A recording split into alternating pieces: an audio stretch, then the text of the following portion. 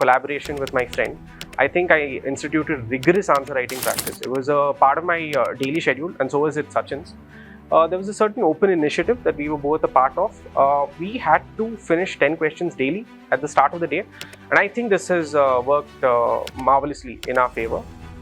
I would recommend it to all candidates. I still attempted, even in my very last attempt. This is despite me getting roughly 130 plus in CSAT last year. I attempted 20 practice papers this year as well of CSAT alone, because you can't leave it to the whims and fancies of the CSAT question setter. Occasionally, he may set a very difficult paper, and we must be prepared. So, ideally, not taking it lightly, but also distributing risks between all three sections, I think, is my takeaway. The victory is going to taste all that sweeter because it was delayed. And I think, sir, even in ethics, we learn a concept called delayed gratification. Yes. So I think that was that probably made me stick to the journey.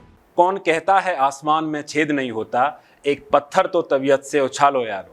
Hello everyone, I welcome you all to Vajiram Ravi, and today we have someone who have lived by this in his UPSC journey. So please welcome only rank 24 this year, RANGAMANJU. So how is it feeling, Rangamanju? So I'm yet to process it. It's been about 2 days now, but I'm still taking it all in. But I'm ecstatic and thoroughly relieved. Relieved, yes. Relief is important. Yes.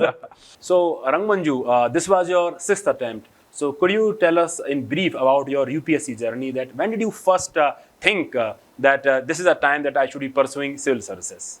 So in fact, when I started my MBBS preparation, I actually wanted to be a cardiothoracic surgeon, and this saga takes about 9 years. It was truly my intention to see it through. But somewhere in the 3rd year of my MBBS, my father would develop certain ailment. It was only discovered much later on, once the ailment had progressed from a certain stage to another stage, that it was a blood malignancy. And by the time it was actually discovered, it was too late. And that is when I thought that if I truly want to make a difference, even in the perspective of health, and I want to create sufficient change, I cannot do it merely as a doctor.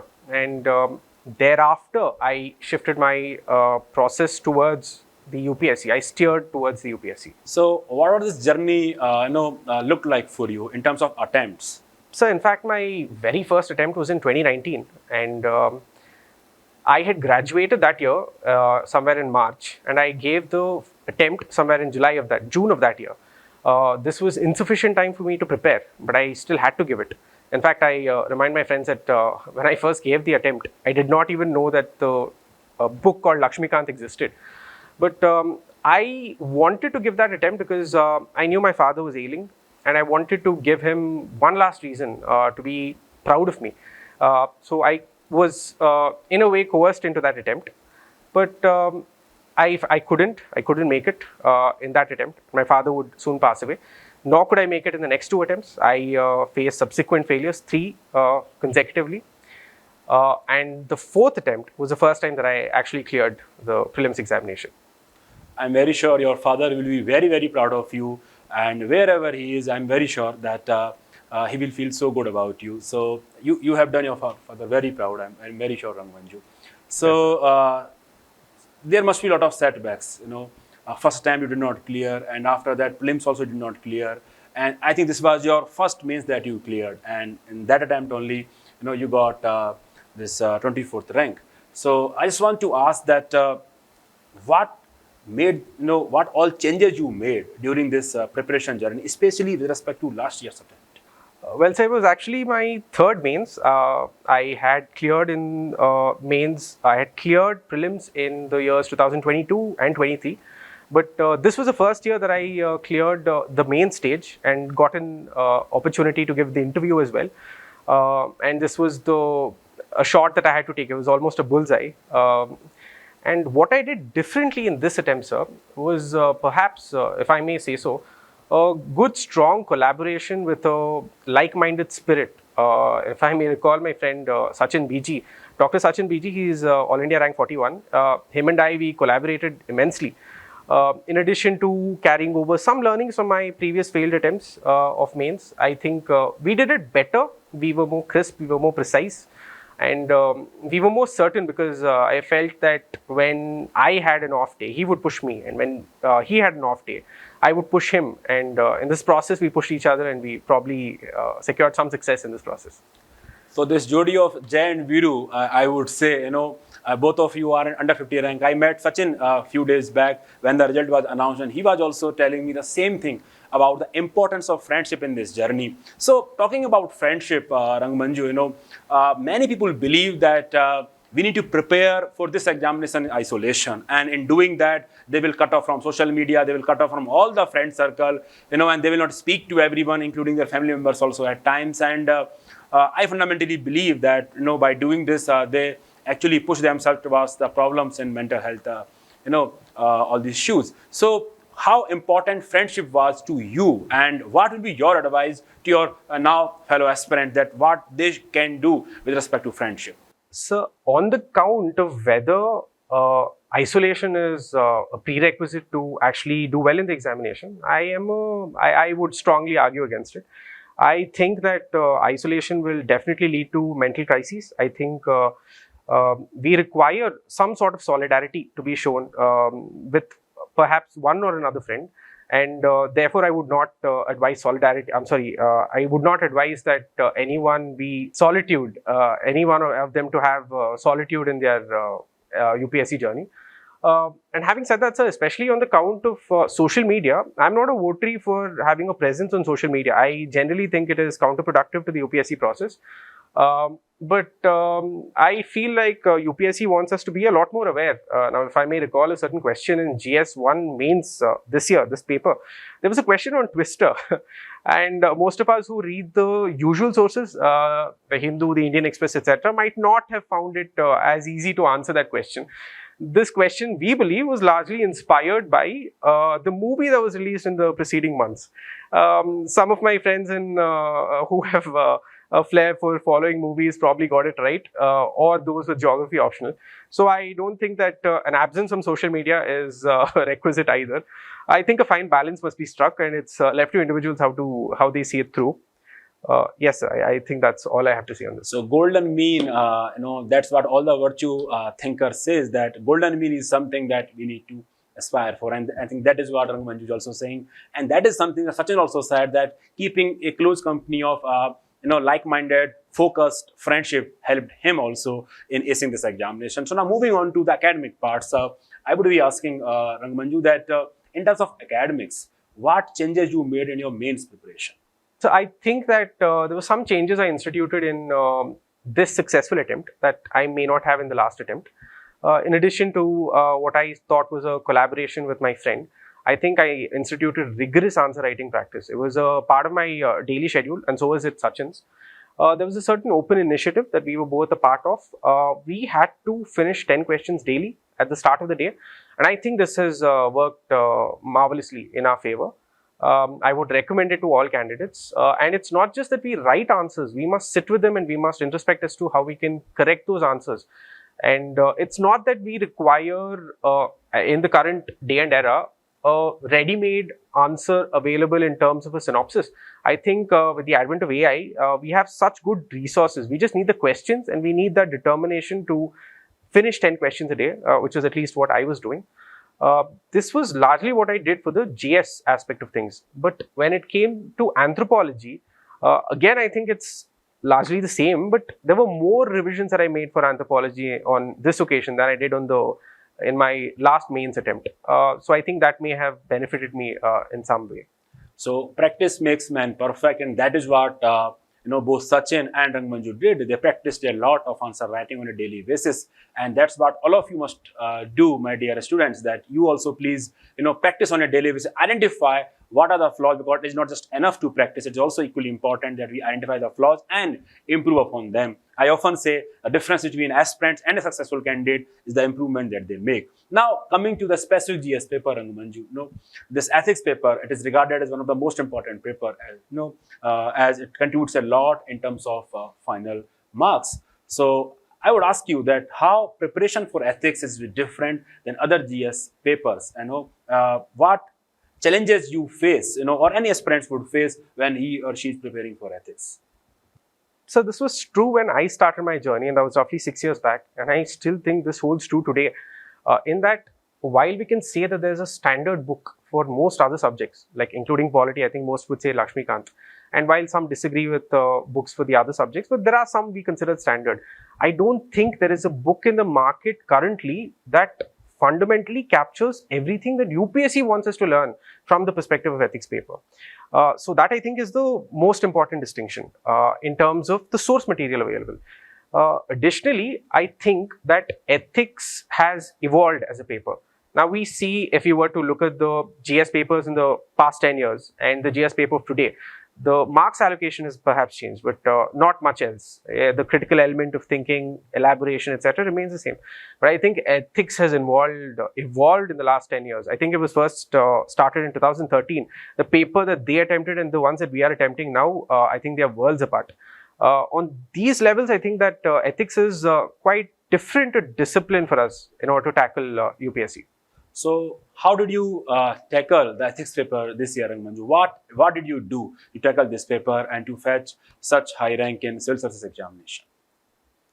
I think Sachin will smile because I've taken his name those many times in this one interview.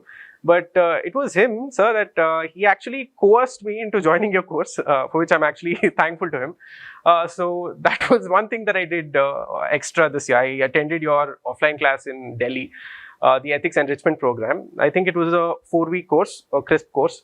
And I, if I may recall, some of the learnings that I had in, for instance, in terms of clarity. Now, I'm embarrassed to admit this, but for the first time, in this class, I learned what the difference was between political neutrality and impartiality. Well, there was just one instance where I thought to myself, wow, I've been wasting years.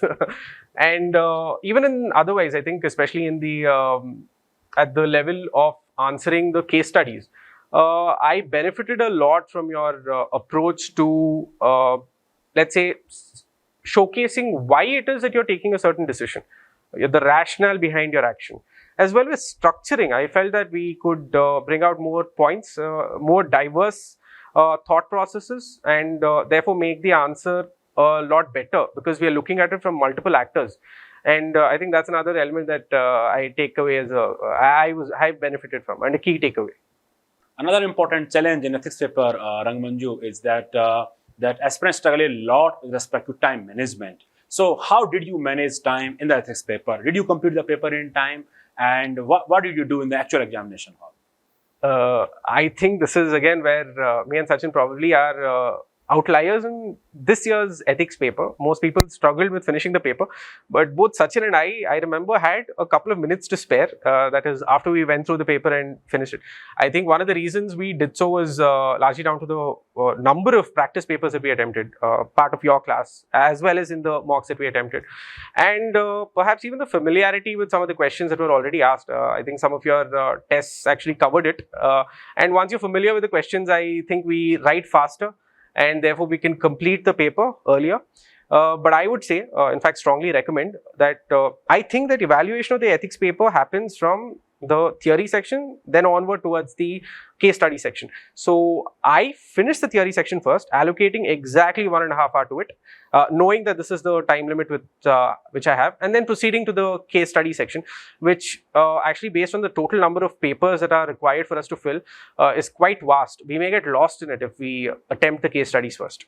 So that's exactly what I also say, my dear students, that we should prepare themes in ethics paper because themes gets repeated. And when you prepare the PYQs well, when you expect these questions, they become a bit easy to tackle in the actual examination hall. Because otherwise, it becomes difficult to generate those many points and dimension in the examination hall. And both section A and section B are important, and that is why, as Rangamanju rightly said, that we need to give equitable time to the section A as well, because it also comprises of 130 marks, and that is how you should manage time in ethics paper. Another important thing, Rangamanju, is that in ethics paper, many aspirants, they struggle with quotation-based question. So how did you tackle with the the quotation-based questions? So I'll have to admit that I have struggled in the quotation-based questions. So I had a very open framework towards approaching them. I would basically convey what the quote says in my own terms. That would be my introduction, because otherwise it's very difficult to situate the quotation, what context it was stated, etc. Not always feasible. And thereafter possibly give examples that further elaborate my interpretation of that quotation, and cover very occasionally, if possible, another quote that I could link to that quotation, maybe towards the end, and then conclude as holistically as possible from life lessons from my own life and the lessons that I can use to relate to that question.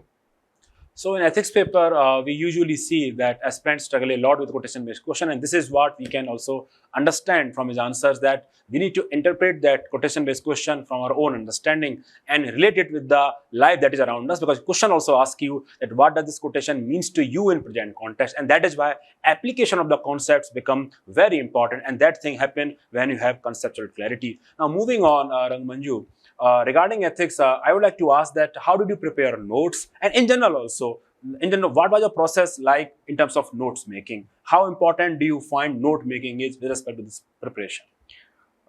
So I think it actually takes a mains attempt to understand how critical it is note making for ethics, because we must understand that we cannot give any time to ethics in the interim between GS2 and the next day's GS3 and GS4 papers. Since we do not have any time at all, what we should do is concise all of our notes in such a fashion that they can be covered in 2 hours in the lunch break between GS3 and GS4. Otherwise, I don't think in the 4 days in the lead up to the mains examination, we can have any sort of refreshing of the ethics papers. Because the GS papers, they are consecutive papers and you do not have holiday between them, and that is what Rangamanju is saying, that we should prepare the crisp notes on ethics paper so that we can revise that in between GS3 and GS4, so as to generate maximum number of points in the examination hall. Now moving on to the prelims. Prelims is approaching, Rangamanju. Okay, so what will be your advice to the aspirants who are now preparing for the prelims this year? So I do not have it on authority. I've only cleared 3 out of 6 prelims. But even taking drawing lessons from some of my more successful friends, I would say that what fundamentally changed and what allowed me to clear even the IFOS cutoffs in my 3 successful attempts, was that I stopped thinking of the entire paper as a knowledge-based paper. I don't think UPSC is testing knowledge in all 100 questions. I think there are roughly around 35 to 45 questions perhaps where knowledge is a key integral element of attempting the question. Maybe where rote learning is truly still required. But the rest of the questions require analysis, interpretation, some amount of critical thinking, and to actually be mindful of the fact that UPSC wants us to apply ourselves on the spot. I especially say this, especially to some of the people that I've been talking to recently, that if UPSC made it a knowledge-based question, it is only the chronic attempters that will keep clearing, and it's not the first attempters who will ever do it. And some of my friends, most successful friends, they cleared it in the first attempts because they never treated it as singularly an exercise that requires rote learning. So application of mind, sir, on the day of the exam, with all the instruments that we've already learnt, and I'm sure we would have covered scores and scores of books in the process, is more critical to clearing prelims. So in prelims only, CSET recently have become quite challenging. Lot many deserving candidates misses out on the mains ticket because of CSET. So coming from the MBBS background, Rangamanju, how did you tackle CSET? I may have to thank my math teachers in grades 10 and 12 for this. I have not struggled with math as much as most of my peers have, despite being an MBBS graduate and not having touched that math aspect for 6 years of MBBS. So what I did maybe differently was, in order to clear, accord equal weightage to both sections and not rely extensively just on the comprehension section of the paper. Or there's another section which is logical reasoning as well. We can also quant logical reasoning and comprehension. I devoted roughly equal time to tackling papers, and even though I'm slightly good at math, I would say, I mean, I'm sorry if I'm being a humble brag, but I still attempted, even in my very last attempt, and this is despite me getting roughly 130 plus in CSAT last year, I attempted 20 practice papers this year as well of CSAT alone, because you can't leave it to the whims and fancies of the CSAT question setter. Occasionally, he may set a very difficult paper, and we must be prepared. So, ideally, not taking it lightly, but also distributing risks between all three sections, I think, is my takeaway. So, Rangamanju, this was your 6th attempt, and it must be a very long journey. And this was the first miss that you cleared, and clearly you were facing a lot of failures in last so many years. And your peers, they might be doing wonders in their life. So, I just want to know, because this is what many of the aspirants, are going through currently. They are struggling with with this journey because they are not getting success. Their peers are going ahead in their life. There are a lot of comparisons that are there. A lot of family pressure is also there. So how you tackle all that? What kept you pushing towards your goal? So they say comparison is a thief of joy. At least that's what I would have quoted if the question in ethics paper came as such, as my introduction. And I think we tend to compare because we are exposed to those situations where we can compare with our peers who are doing better. Of course, this may not seem as astute advice, but since I cut off from social media, I did not find avenues to see that comparison. I was sure that my friends are progressing, they're getting ahead, but that is the natural course of things. I think UPSC takes its own course. Knowing this, I was stoic. I knew that should I keep to my basis, I perhaps would potentially face success myself, see success myself. So I kept pushing, knowing that I should not be comparing myself, but that would be incorrect of me to say that I never compared myself or I didn't have dull moments. I had plenty of them, and this is where I thank my peers again, my friends who are not of the UPSC circle in the race. I had a lot of them motivate me endlessly. I would, in fact, break down frequently to some of my friends, especially after mains failures, and say that I feel like my life is heading nowhere, and I think all of you've completed your MD degrees, you're in your first year of super specialty, and you're having children, you're married, and I find that I'm a loner, and many such things. But they reminded me that so in this process, I had a good set of friends who would continually motivate me. They would fill me with ideas of success or what I can achieve. If I may again recall my biology teacher, when I called her up and told her that I feel like I'm not meant for this, she said that there are many of them who pursue a course or potentially do something because it may get them success in the near run, but they find themselves lost and burnt out later in life. So if this is truly what you want to do, she told me to give it my all. This was after my third successive prelims failed that I had this conversation with her. That motivation actually took me through much of my poorer moments. But some of my friends would also just remind me that perhaps I'm meant for greater things and therefore the success is delayed. And my friend would occasionally chide and say that the victory is going to taste all that sweeter because it was delayed. And I think, sir, even in ethics, we learn a concept called delayed gratification. Yes. So I think that probably made me stick to the journey. So Rangamanju, after giving UPSC interview, almost 2/3 of candidates could not find their name in the final list, and that is the unfortunate reality every year.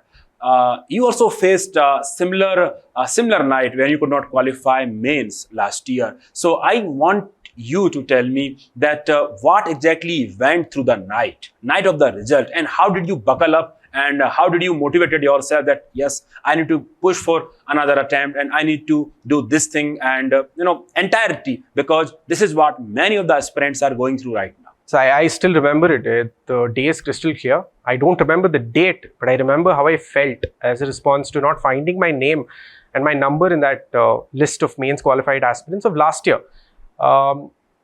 I expected myself to break down, in fact, but what happened was quite different. I was cold. I could not understand why I was not responding. I think that is far worse. I think we should be more expressive when we go through such situations, but I did not sleep that night. I kept awake the entire day, and then I headed to the study room the very next day, and I jotted out exactly what I thought could have gone wrong in this year's mains paper, because it is not just that UPSC tells me that I am not in the interview list, it tells me that I was perhaps nowhere close to getting an IAS rank, because just making it into the interview list and then probably not getting in the final list is also not quite useful. So once I understood that I had lost out the IAS rank with respect to my GS score by at least around 60-70 marks at the very least, I went about unraveling what may have gone wrong, and all things pointed towards my anthropology papers. My paper 2 in fact was one of the lowest. I got nearly 105, and my cumulative score of last year was 230, 125 plus 105. While the topper of last year had secured 325 plus. So you can imagine the gulf was roughly around 100 marks. But this wasn't clear to me at that time. I had a suspicion, and thereafter what I went about doing is dedicating myself towards honing the craft, improving my anthropology. But even in the middle of all this, I knew that there could still be improvement in my GS papers. So I still continued answer writing. So what I usually did was something called freestyle answer writing. I would pick up questions, and they are freely available regardless of the websites that you seek them from, and write them down and give adequate space for it, and the next day cover it in and attempt them, so that it's not fresh in your memory that you've written these questions and you can immediately generate answers. I did this exercise consistently, knowing that I will probably give another prelims and hopefully succeed at, give it another mains, but this time I'll be prepared and I will not be beaten back. So Socrates says that unexamined life is not worth living, and I modify that to say that unexamined attempt is not worth giving, and that's what Rangamanju did. He examined his attempt, that what might have gone wrong in his mains preparation in the previous attempt, and that actually led to the tremendous improvement that he saw this year, and he got rank 24 this year. So now coming to the conclusion, Rangamanju, okay, now so many aspirants are preparing for this journey, and they also wish to see their name in the final list like you. So what will be your advice to them? If you can just, tell 3 important do's and 3 don'ts to the aspirant, that will be tremendously helpful for them. Right, sir. But since it's my 6th attempt and it's taken me these many years to get there, I will not tell them what to do. Instead, I will tell them what not to do. So first and foremost, sticking to the same sources. You will find new material in the market, but it does not add value in the long run. Of course, you can keep adding a few bits, but throwing away the old material instead of value adding to it is, I think, not appropriate as a strategy. Secondly, to keep the circle close. I do not think bigger circles of friends are productive for the process of answer writing or for the UPSC process. I think these are my 2 most important takeaways, what not to do rather than what to do. Okay, so can you elaborate on the revision aspect of the preparation? Because at times what I see, many of the aspirants, they keep on compiling material from here and there. They become notes collector instead of, actual collector. So for that, and I often say this to them, that it becomes difficult to revise all those different things that you keep on collecting. So can you spread some light on the revision aspect of this preparation, how important revision is, and how did you went about this whole process of revision in your journey? I actually draw some lessons from my pharmacology subject of my 2nd year of MBBS. There were multiple books available to study the subject. It's a difficult subject. There's a lot of rote learning. My professor, the very first day, I remember them telling me that there are these standard books, the foreign authors that you can use. There are these Indian books as well. And then there's a slightly easier book that's a condensed version of all this, which tells you the same material. And it is left to you as to what you want to do. But he also added a caveat that the simplest book can be revised multiple times. So I carried this through into my UPSC journey as well. In fact, I think a lot of people struggle with modern history. If I can just take the example, I did not study spectrum. I studied a condensed version of spectrum that someone had already created. So while spectrum would take an average candidate maybe 20 days to go through all the pages, I could do 3 revisions of that spectrum module in those 20 days.